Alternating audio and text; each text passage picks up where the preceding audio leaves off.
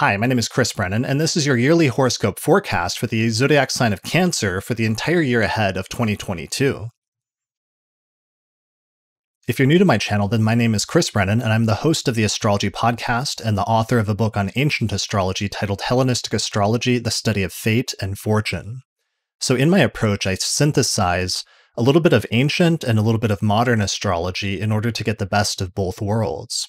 So each week I release new podcasts and videos on astrology on my channel. So if you'd like to get notifications when I release a new video, then please hit the subscribe button here on YouTube. And if you enjoy this video, then please consider hitting the like button to show me that you enjoyed the content and you'd like to see more of it. Okay, so my horoscopes are primarily meant to be read relative to your rising sign or your ascendant sign, which are essentially the same things.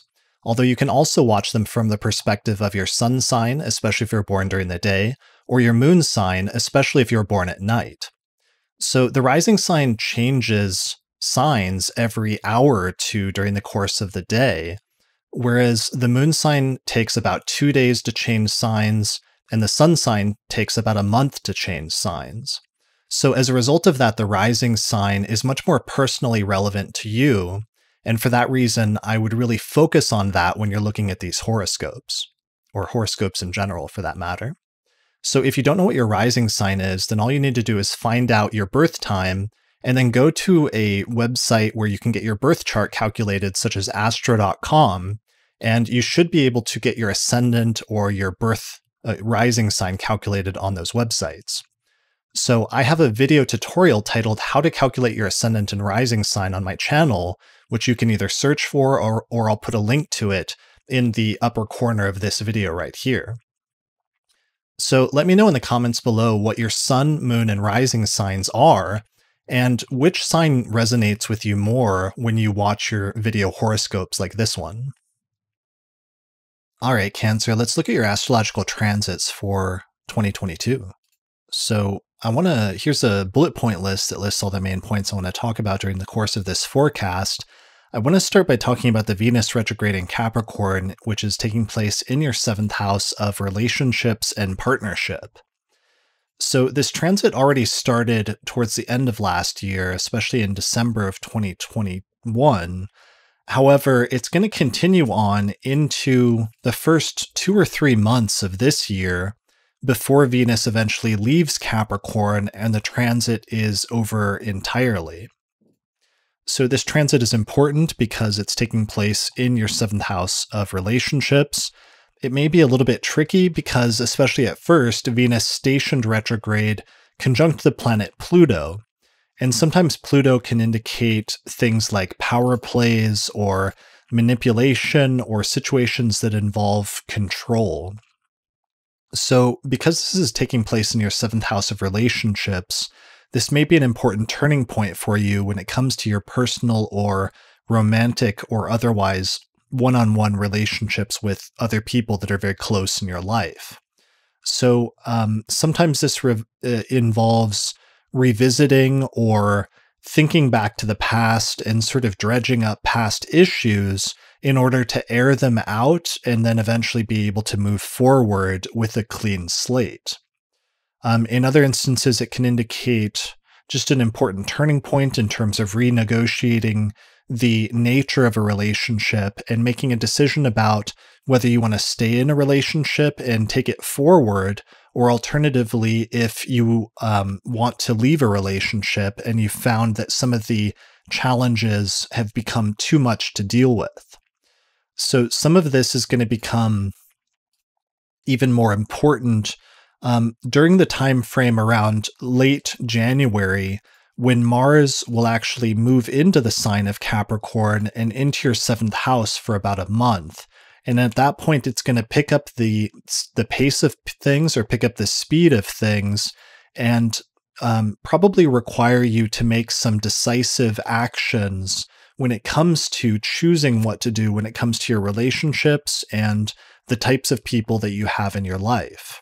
So in some instances, this may need to lead to Mars can indicate severing or separation. And so it could indicate the end of a relationship But on the other hand, it could just indicate needing to make some important changes and maybe cut certain things out of the relationship that are no longer serving you or are no longer okay.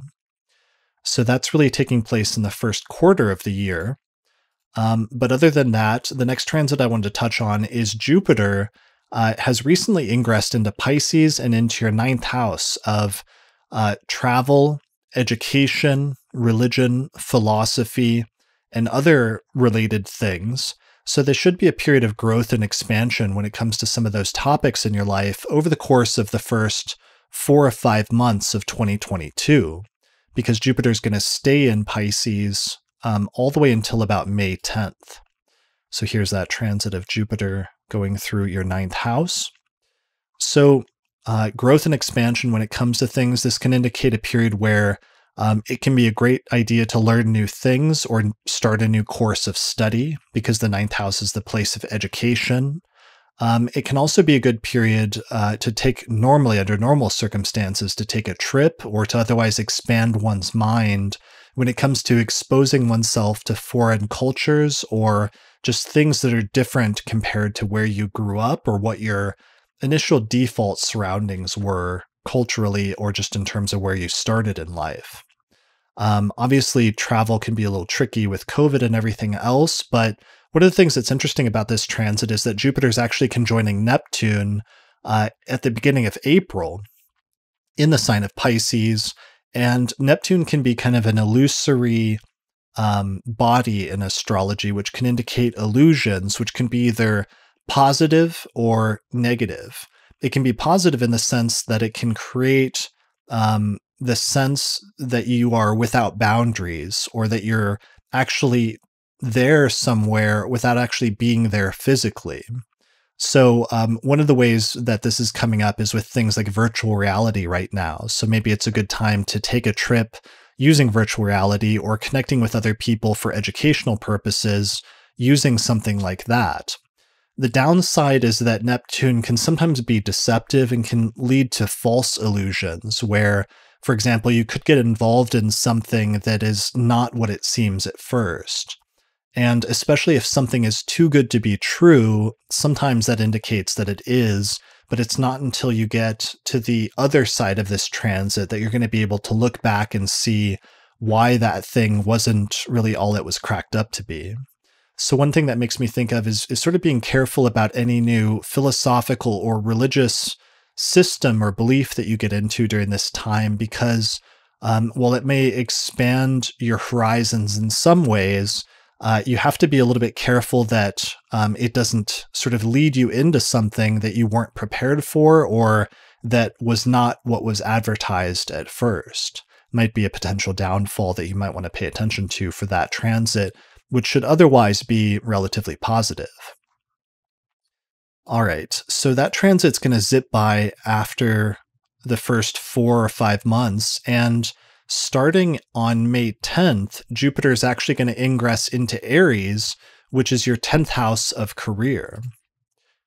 So the planet of growth and expansion is going to move into your 10th house of career, and that can be a great period for growth when it comes to your career and either starting down a path that will eventually lead to career success, or potentially if you've been working towards something for a long period of time, achieving a certain amount of career success in your goals during this time period. So this transit is lasting for a good chunk of the later part of this year, essentially from May 10th through October 28th, and then it retrogrades out and it comes back December 20th through May 23rd. So this could be a period in which you get a promotion at work, in which you get along better with your superiors, in which you achieve some sort of fame or success or notoriety, since the 10th house is also the place of public reputation in a person's chart. So generally speaking, it's just a positive period for you career-wise, and 2023 seems to be one of the most positive transits that you're having, especially for those of you that were born with day charts, where Jupiter is more positive. All right, so that's what I wanted to say about that. The next transit I want to touch on is Jupiter, Saturn, is moving through the second half of Aquarius through your 8th house. So Saturn has been moving through this sign through your eighth house for almost 2 years now, off and on, but definitely over the past 12 months, it's been firmly in Aquarius. And Aquarius is the sign or the eighth house for you. And the eighth house generally has to do with issues pertaining to other people's money. And that can indicate things like inheritance, debt, the partner's finances if you're married or have a close business partnership. The eighth house can also have to do with issues pertaining to mortality and longevity, and starting to think about either your own mortality or the mortality of those around you, and different topics related to that, like inheritance, wills, and things of that nature. Now, sometimes Saturn can indicate an obstacle or a setback that comes up in this area of your life. So if it's a financial matter, it can be an issue where money is a little bit tighter than it was previously, or your partner loses a job or has some sort of setback so that their earning potential is decreased for a period of time. So the good news is that we're getting towards the end of this transit, and it's basically just the rest of 2022, and then this Saturn transit is over by, I believe, March of 2023, when Saturn moves into Pisces and departs from your eighth house. So it can be a good period for just restructuring one's shared finances, as well as one's relationship to shared resources or other eighth house topics. There is going to be a little bit of a acute period of some of the challenges increasing when Mars goes into Aquarius and eventually conjoins Saturn at the beginning of April. So Mars conjunct Saturn April 4th and 5th, and the period, there's sort of a buildup period that lasts for a little bit before that, starting in March, as soon as Mars moves into Aquarius on March 6th. And it doesn't end until Mars eventually departs from Aquarius about a month or so later. Let's see, when does it go into Pisces? It's not listed here. All right. That's okay. But the basic thing is just that it can create a more acute sense of some of the financial or other eighth house issues that were already ongoing due to that Saturn transit, because one of the things that Mars does is it speeds things up and makes them move quicker so that the pace of events moves more fast. So this could just indicate a period in which you're having to put a lot more energy and effort into financial matters during this time. And you may feel like you're being pulled or sort of torn in two different directions, which can create an increased sense of just like tension and stress in this period or this area of your life for a relatively short period of time of like a month or two. In the worst case scenario, sometimes Mars can indicate severing or separation. So it might be a period in which you want to be careful not to take any risky financial moves during this time, because it could be a period in which there is a financial loss, or alternatively, sometimes Mars is also associated with theft and things that are taken from you. So it would be good to be careful about being involved with any characters that could be underhanded or kind of shady or something like that in terms of the potential for financial loss during that transit. All right, so that's the Mars transit of the conjunction in Aquarius. Saturn is also going to be squaring Uranus in your 11th house of friends and groups and alliances, especially during the third quarter of this year. But that kind of takes me into the next transit that I wanted to mention, which is the eclipses, which are going to be happening in Taurus and Scorpio, which are your 11th and 5th houses in your chart.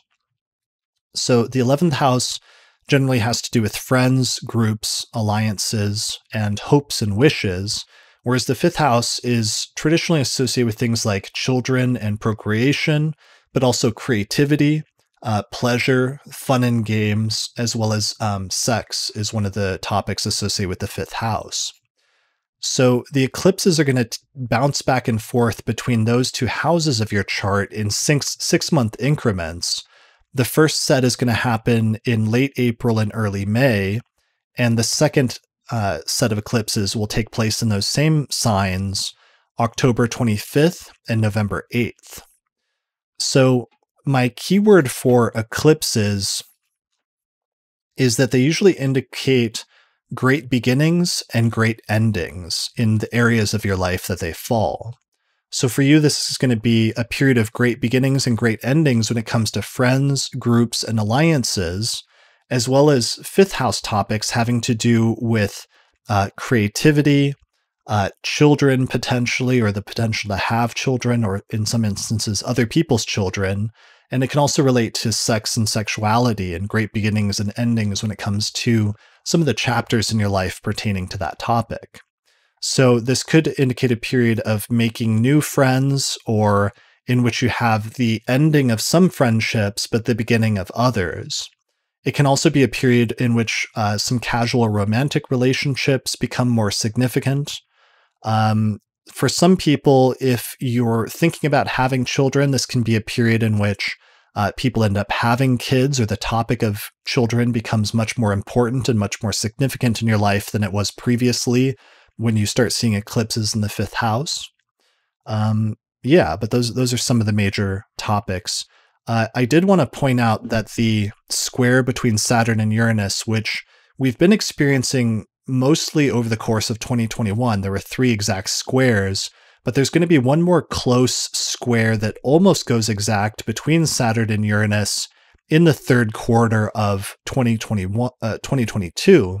And this may indicate some tension between your friends and shared finances or resources.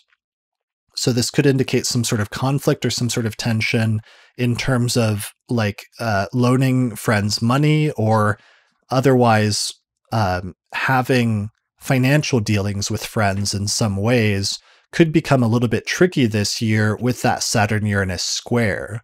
So that doesn't necessarily mean that you shouldn't have friendships or shouldn't have financial dealings with friends, but it just indicates that there could be some unexpected surprises or unexpected difficulties that arise at some point as a result of those connections between those 2 houses. So it's something to just sort of pay attention to and watch out for in the event that there's any potential difficulties that you could avert before they come up. All right, so the last thing that I wanted to mention is the Mars retrograde in Gemini, which is really going to start as soon as Mars goes into Gemini on August 20th and moves into your 12th house, but it's going to really peak and intensify starting on October 30th when Mars slows down and stations retrograde in that sign. So this is the transit Mars through Gemini in your 12th house. The 12th house is one of the more trickier, difficult houses. Sometimes it has to do with introspection and isolation, but other times it can have to do with people that you don't get along with, or people that are work at cross purposes to yourself. So traditionally, this was the 12th house is associated with enemies. So sometimes a Mars transit through the 12th house can indicate a period in which you have greater conflict or the greater energy exchange with people that you don't get along with in your life for some reason. So it's good to pay attention to that. And if there's any potential for conflict, to sort of address it as carefully as you can, because one of the issues with Mars is that Mars can be a little bit impulsive. And sometimes when we do things impulsively without thinking and without planning it out, sometimes that can create more conflict with others than is necessary, and sometimes lead to a falling out or creating a new enemy where you wouldn't have had one before if you just slow down and calm down and sort of thought things through. On the other hand, sometimes conflict is necessary, and sometimes having to stand up for yourself or stand up against somebody who is, let's say, bullying you or is in some ways undermining you can be a necessary thing to do occasionally.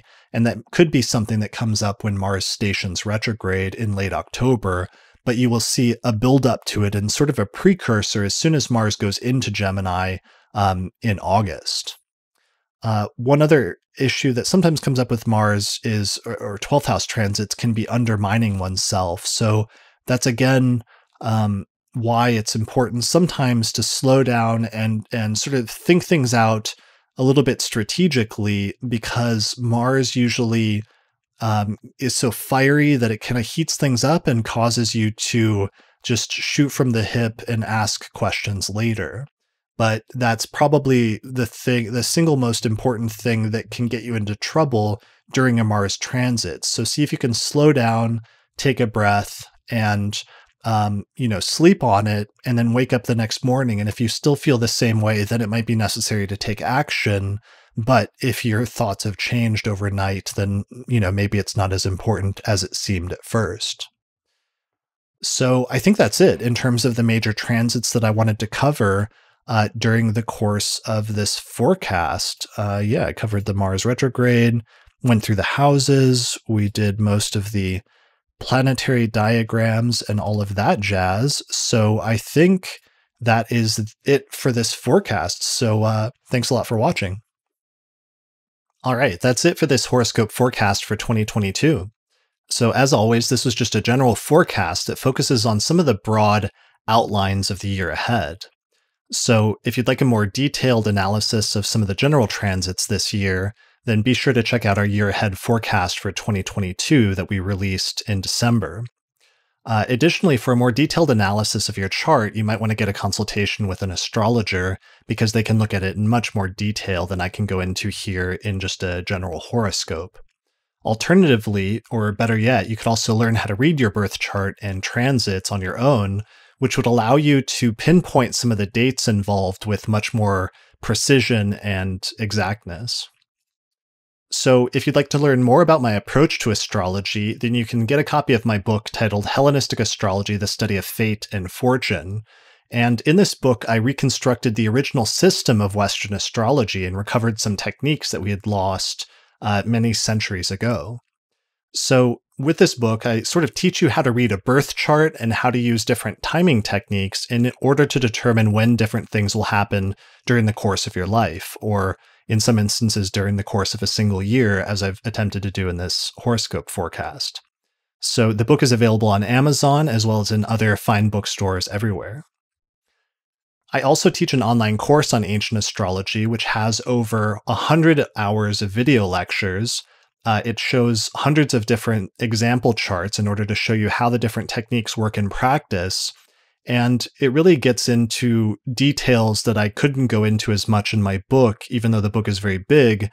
In the course, I actually get into a lot more example charts, which really gives you better hands-on experience of how to use astrology to read birth charts in practice. So you can find out more information about that at courses.theastrologyschool.com. And finally, I also recently released my 2022 electional astrology report, where I went through the year and I picked out some of the most auspicious or lucky dates with one lucky date or electional chart for each of the next 12 months. So these are useful for starting different types of ventures and undertakings using the principles of electional astrology. The report is also available at courses.theastrologyschool.com. All right, so that's it. So thanks for watching. Good luck in 2022, and may the stars be ever in your favor. Special thanks to all the patrons that supported the production of this episode of the podcast through our page on patreon.com. In particular, thanks to the patrons on our producers tier, including Thomas Miller, Catherine Conroy, Christy Moe, Ariana Amour, Mandy Ray, Angelique Nambo, Sumo Kopic, Issa Sabah, Jake Otero, Morgan McKinsey, and Kristen Otero. If you like the work that I'm doing here on the podcast and you would like to find a way to support it, then please consider becoming a patron through my page on patreon.com. And in exchange, you'll get access to bonus content such as early access to new episodes, the ability to attend the live recording of the month ahead forecast each month, access to a private monthly auspicious elections report that we put out each month, access to exclusive episodes that are only available for patrons, or you can also get your name listed in the credits at the end of each episode. For more information, go to patreon.com/astrologypodcast.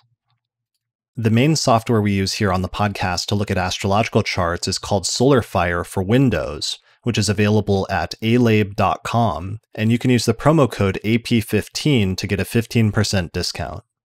For Mac users, we use a similar set of software by the same programming team called AstroGold for Mac OS, which is available from astrogold.io, and you can use the promo code ASTROPODCAST15 to get a 15% discount on that as well. Also, special thanks to our sponsors, including the Mountain Astrologer magazine, which is available at mountainastrologer.com, the Honeycomb Collective Personal Astrological Almanacs, available at honeycomb.co, and the AstroGold Astrology app, which is available for both iPhone and Android at astrogold.io. There are also two major astrology conferences happening this year.